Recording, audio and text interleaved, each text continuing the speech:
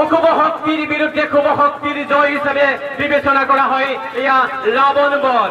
দুৰ্গা পূজাৰ এয়া নৱৰাত্ৰিৰ দিন শেষ হোৱাৰ লগে লগে বিজয়া দশমীৰ দিনা যিদৰে মহিষাসুৰ বধ কৰা হয় দুৰ্গা দেৱীৰ প্ৰতিকৃতিত দুৰ্গা দেৱী মা দুৰ্গাই, ঠিক সেইদৰে ৰাৱণ বধ কৰা হয় এয়া বিজয়া দশমীৰ লগতে দশেৰা উৎসৱ পালন কৰা হয়। এই আন্ধাৰীঘাটৰ দুৰ্গা পূজাৰ এইবাৰ নৱতম সংযোজন ৰাৱণ বধ। এই ৰাৱণ বধ মানুহৰ শৌৰ্য বীৰ্য অহংকাৰ আত্মগৌৰৱ যেনে জুইত জাগ হৈছে। এই ৰাৱণৰ জৰিয়তে আমাৰ মাজত থকা যি অহংকাৰ, আমাৰ মাজত থকা যি অশুভ শক্তি এই দাহন হৈছে। আমাৰ মাজত থকা সমাজত থকা যি অশুভ শক্তি এয়া দাহন হৈছে। জুবিন গাৰ্গৰ ন্যায় পাবৰ কাৰণে আমি যি কষ্ট কৰিব লগা হৈছে, এই ন্যায় বিচাৰে যিসকলে আমাৰ তলত হেঙাৰ হিচাপে থিয় দিছে সেই সকলৰ বাবে আমি এই দাহন কৰা হৈছে।